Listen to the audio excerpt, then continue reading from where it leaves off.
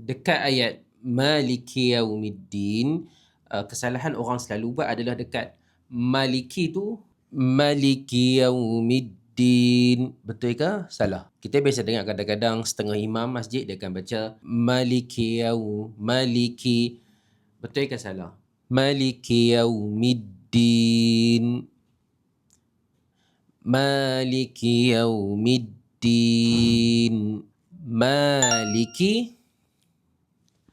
Maliki Yaum, dia ada dalam riwayat yang lain. Nanti kita boleh check lah dengan orang yang dalam bidang qiraat. Tapi nak ceritanya dua-dua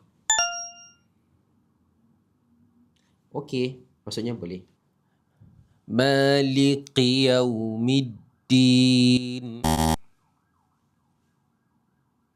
Bukan huruf qaf. No harful qaf. Maliki kaf. Maliki Yaumiddin. Maliki Yaumiddin. Maliki Yaumiddin.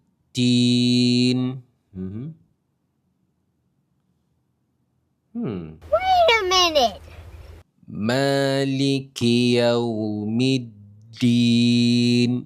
Da, harfu da. Maliki Yaumiddin. Maliki Yaumiddin. Wait a minute. Maliki Yaumiddin.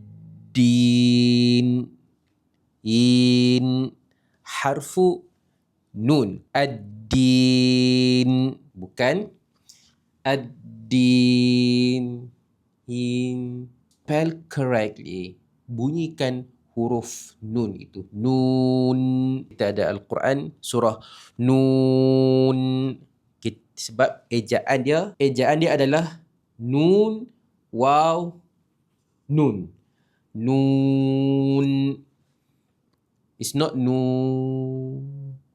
Ending with nun at the end. Nun. Sudah anda belajar? Sila komen.